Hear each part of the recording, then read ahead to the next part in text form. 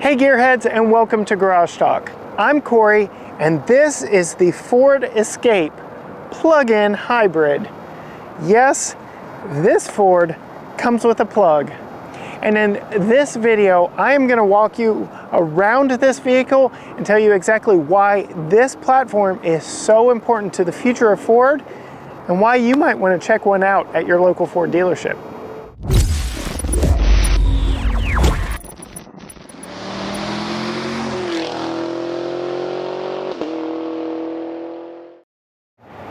The first thing we need to talk about when talking about how important this vehicle is to Ford comes right under here, under the hood. This has the same 2.5 liter, 4-cylinder hybrid powertrain that is found in the base Ford Maverick. Yes, the same Ford Maverick that is also on this shared platform with the Bronco Sport and this Escape plug-in hybrid. I actually have the window sticker here for this particular one. This is a gorgeous antimatter blue. On this slightly cloudy day, you really cannot tell just how gorgeous and blue it is. For $35,000, this vehicle is a steal.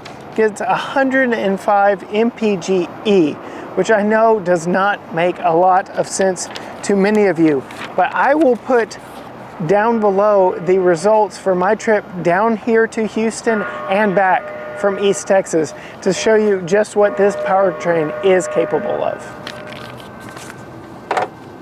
All right, we can't talk plug-in hybrid without talking about the plug, right?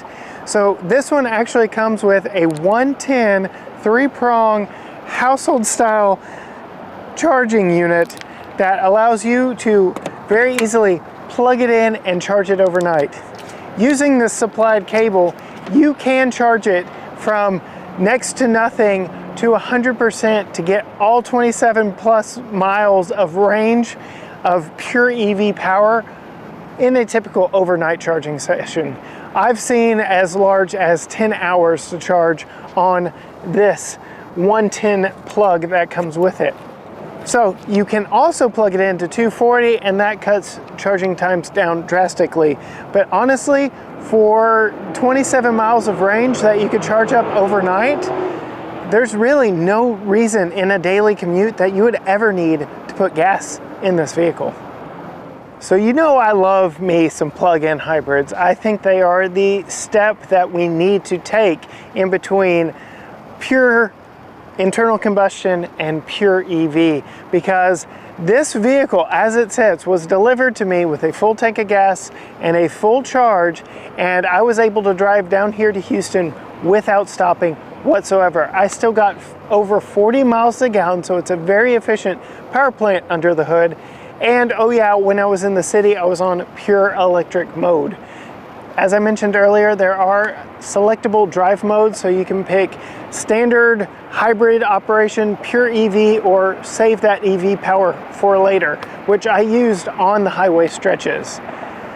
As far as styling goes on this is based on the SE trim, so it is not the most luxurious Ford that they have delivered me, but I actually think Ford knocked it out of the park with the styling on this. It reminds me actually a little bit of a Tesla Model Y. I don't know, leave me your thoughts down in the comments below. Clearly, cutting through the wind was important to the designers when making this. They wanted to make it more fuel efficient.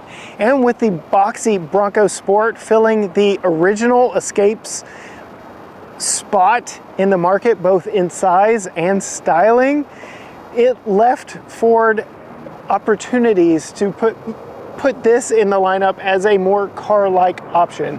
It definitely has more Ford car styling, even in the absence of a true passenger car from the Blue Oval. Moving up front here, you get a very happy face that greets you every time you see the new Ford Escape. I actually like it, it's cute. Like I said, it looks like a Tesla Model Y with a proper grille. It's a little less egg-shaped than a Model Y as well, too. I will knock it a little for these fake vents up here that are not part of an air curtain system. They're just here for looks. Otherwise, the styling, top notch. So I mentioned this being based off of the SE trim. With that, this is not the most luxurious interior. We have cloth seats that are a unique dark grayish brown that I think will hide dirt very well. Get a leather wrapped steering wheel. You get touchscreen infotainment and a helper screen up here. Your gauges, you have a speedometer, but that's not a tach. It's actually a power meter for exactly how that powertrain is operating, whether it's recharging the battery or running off a battery, this, that, and the other. We'll get more into the interior dynamics here in the driving portion, but fair to say, in my over 300 miles down here to Houston, it was a very comfortable ride. Let's see what the back seat is like. So here I am in the back seat of the Ford Escape plug-in hybrid. Sitting behind my 510 self, I've got plenty of room. My feet have plenty of room to move around. There's a nice cutout, even if the seat was further back where I'm not touching. And a comfortable seating position. It's a little upright, but you do have a recline function that leaves you at just the right angle for a long road trip back here.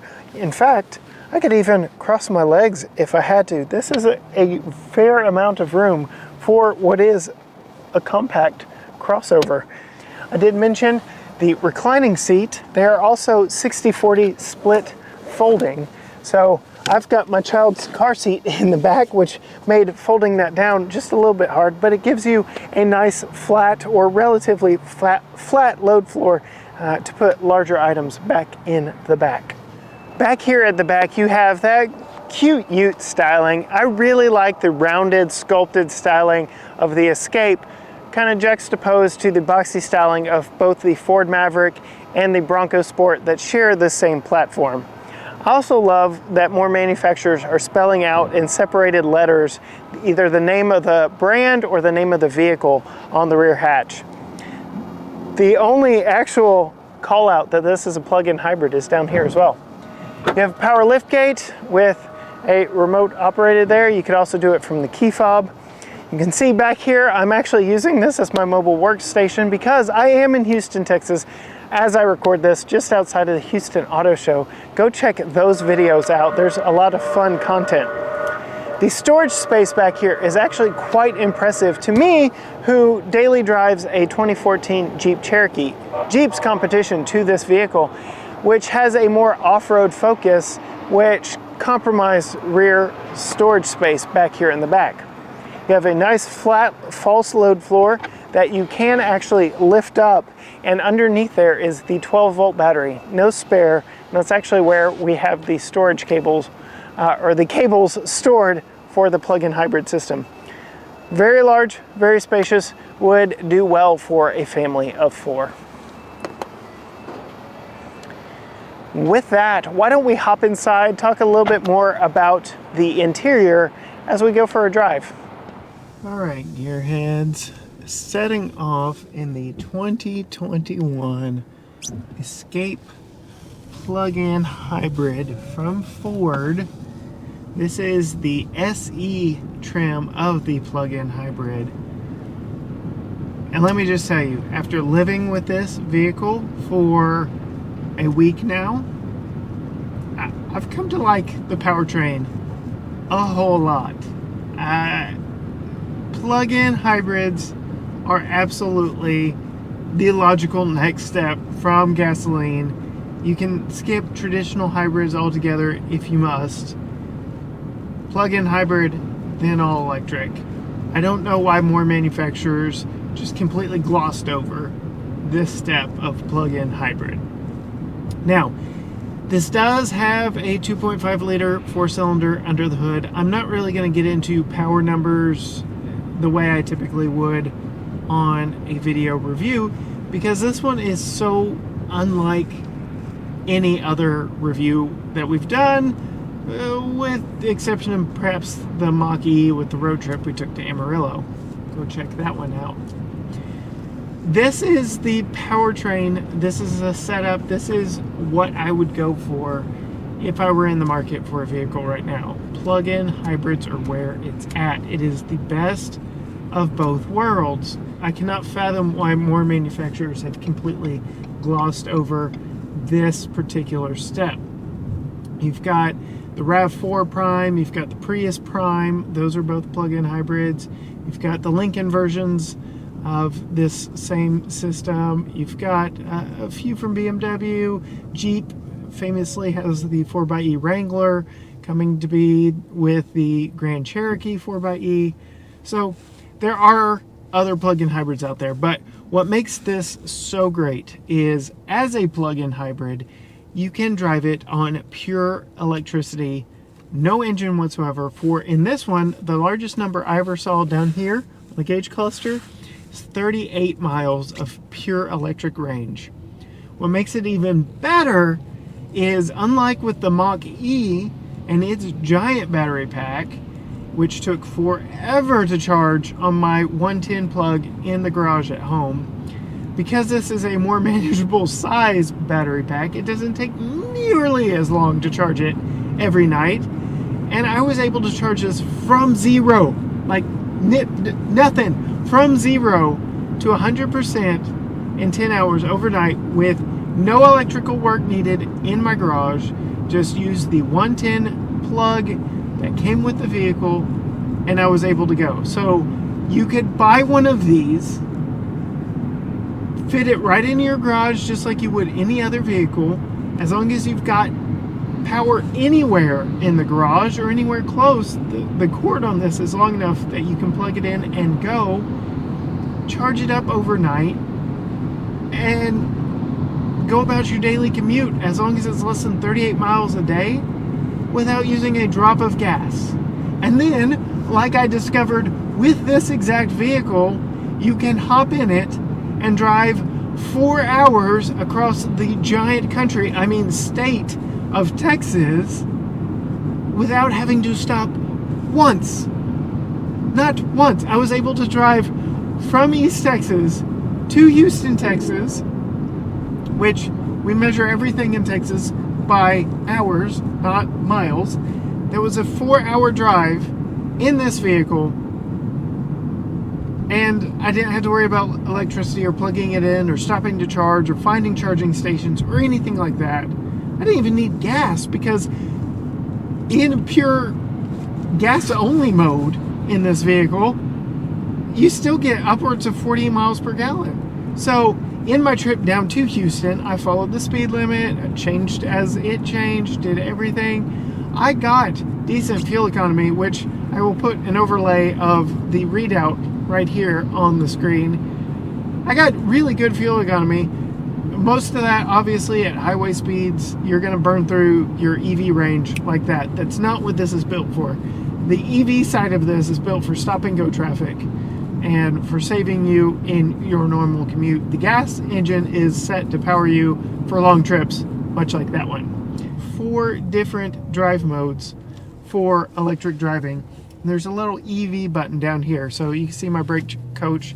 I returned 98% of my stopping power went back into the batteries. But let's go into the drive mode. So we have normal operation, which works just like any other hybrid would. Stops when you don't need it, kicks on when you need it for a little extra power. That is the gasoline motor, that is, kicks on when you need a little extra power. Otherwise, it's primarily leaning on the battery pack and the electric motor to put you around town. Then you could go into all electric driving, which, as long as you don't go over 86, 85 miles an hour, something like that, and you still have battery right here on the gauge cluster, it's not going to use the gasoline powered engine whatsoever, like at all. You can go from there to save or EV later mode, which right now I'm at 50% of the battery power. And this is what you would want to do, like I said, on those highway stretches of a road trip to Houston or wherever the case may be, because you really don't want to be using that electricity when it would be perhaps more efficient just to use the gas engine for cruising at 75 miles an hour down Texas highways. And then the last one is battery charged by the engine, and that basically turns the engine into a generator to recharge that battery pack, which I did that on my way back from Houston, and that really hit the fuel economy hard. It dipped below 40 mpg for the first time I ever saw in this vehicle, and that's because not only was it motivating me down the highway, but it was using gasoline to help put power back in the battery packs of this. For about every, what did I calculate? Was it every 10 miles driven, I added another mile of electric battery charge back in this mode, driving, like I said, 70 plus miles an hour in Texas highways. So it helps. It's not going to be as quick or efficient as plugging it into a 240, which you can actually plug this into a 240 and charge it much faster than the 10 hours I quoted plugging in at my house, because it, like I said, was just 110. You also have this nice handy dandy 8-inch Ford Sync system up here that actually shows exactly what the powertrain is doing as you are driving. So interestingly enough, they kind of hid this particular menu in all the sync menus. I felt like it should have been on the first page, but it was on the last page of things you had to swipe through. So only just today have I found this menu. I knew it existed. I just, like I said, I spent most of my time driving down the highway. I didn't want to be fussing with menus here. So those are your 4 EV drive modes. In auto EV, like I said, it is going to favor battery power whenever possible. You can see in this trip, since I've been driving, I've had the vehicle on for just over 9 minutes. I am getting 75, 76. So you can see that number just going up. That number is only not 99.9 miles to a gallon, because I turned the engine on briefly to charge the batteries back. But you can see how quickly that is climbing. I've driven 4 miles, 3 and some change of that have been pure electric. So you can see, you get all kinds of readouts here that tell you exactly what's going on. I also have my total trip. This is from the moment Ford dropped it off for me to test. The vehicle has been on for 15 and a half hours, just over 15 and a half hours. I have driven almost 640 miles in this vehicle. 236 of those have been all electric. That includes the trip to Houston and back, driving around Houston, driving around Tyler. My wife took this to see her parents, which is about an hour away from us here in Tyler, and back.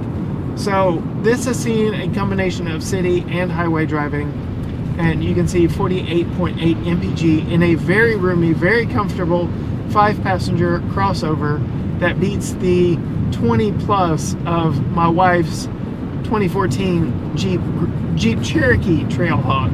So yeah, this is a great platform if you are shopping for a spacious, fuel-efficient vehicle. I said this has the best of both worlds with electric and gas. This doesn't have the crazy acceleration that we have come to know and expect from EVs, thanks most in part to Tesla. So in EV only mode, in electric battery only mode, this thing's rather slow. It's great for a commute around town, stop and go traffic. It's like 15 seconds, 0 to 60. It's nothing exciting. You're not going to be drag racing this like you would a Tesla Model Y Performance or anything like that. Video up in the corner for that. But it's decent for commuting, which is what you'd be doing in this. That's why you would want this. If you want to go faster than that, and you are in EV only mode, I'm actually going to create that right now. So I'm in all electric mode. I am on a 70 mile an hour speed limit highway just south of Tyler, Texas. And let the traffic clear out in front of me just a little because we just came from a red light. But I am going to do a quick 55 to 70.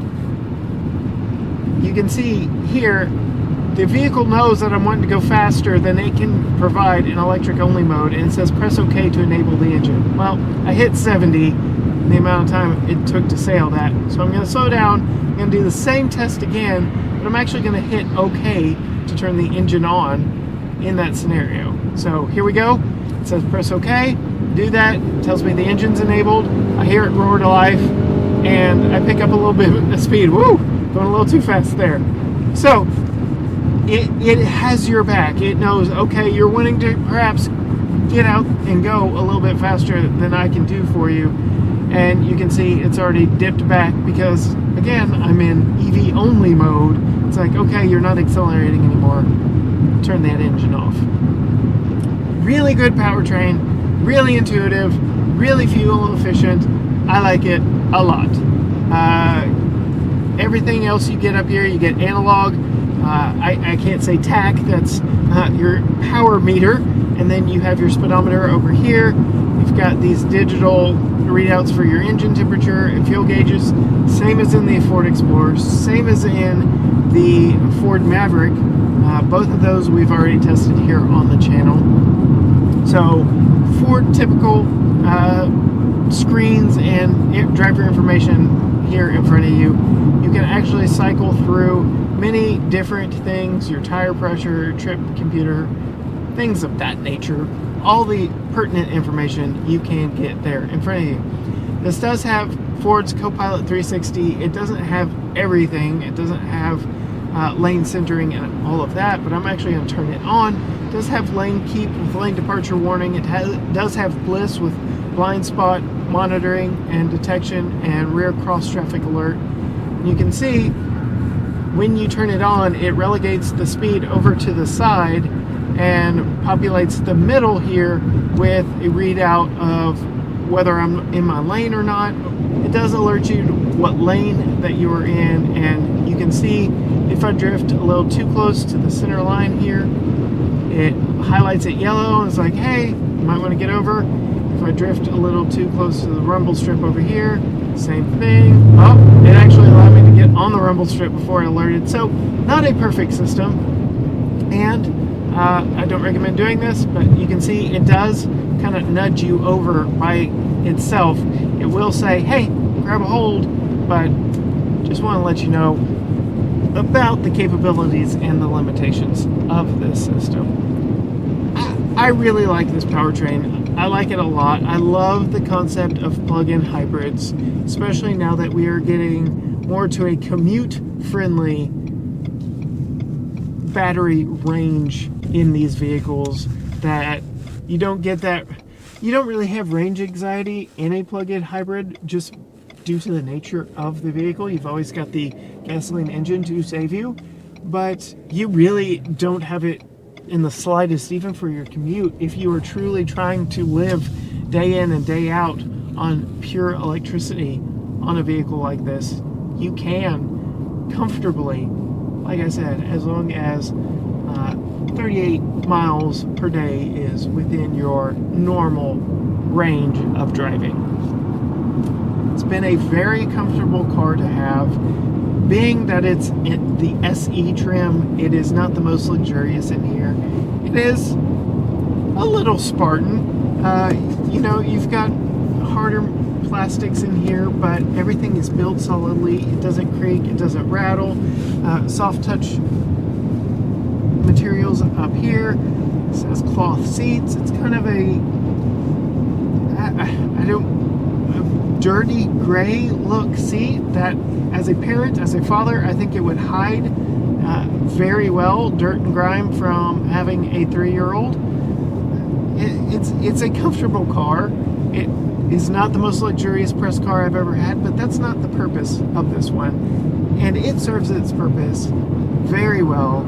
This has been a fun vehicle to have. It has been even more fun getting to take this one to Houston and kind of weighing the pros and cons of this against the Mach-E that I took on a 1,200 mile round trip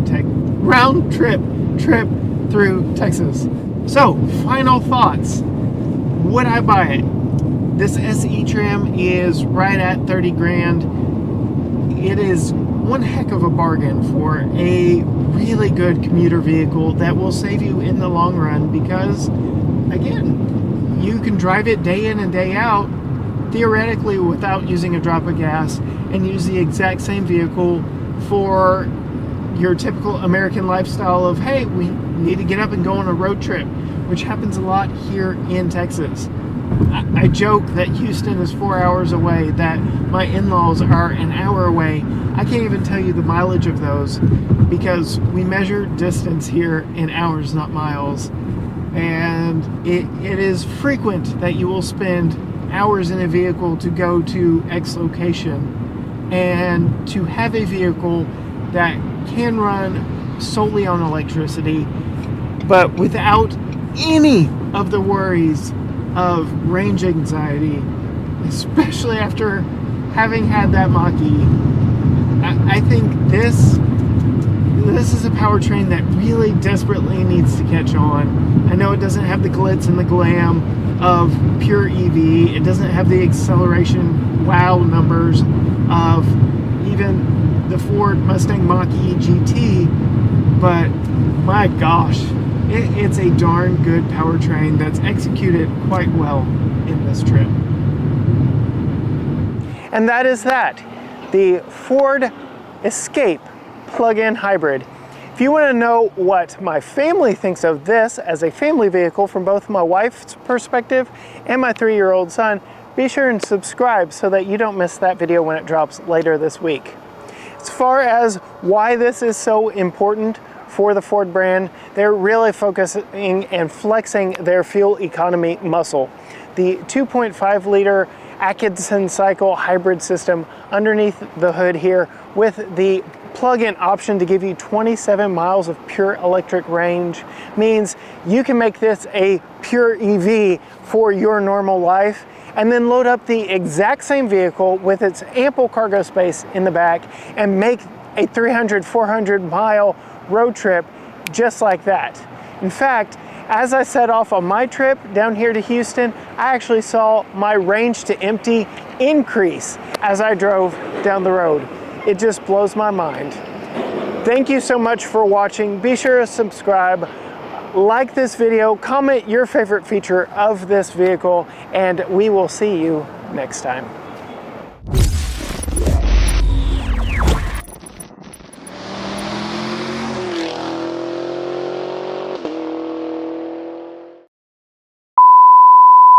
Everything we do, including our award-winning podcast, can be found at gtgaragetalk.com. Why? This is the 2021 Ford Escape plug-in hybrid. Crap. This has the same 2-liter 4-cylinder hybrid setup that comes in, is it 4-liter? 4-cylinder? Oh crap. Let me double check my specs. And as you can see, yeah, I'm using this as my mobile workstation because I am outside the Houston Auto Show. I'm gonna redo all of that because of all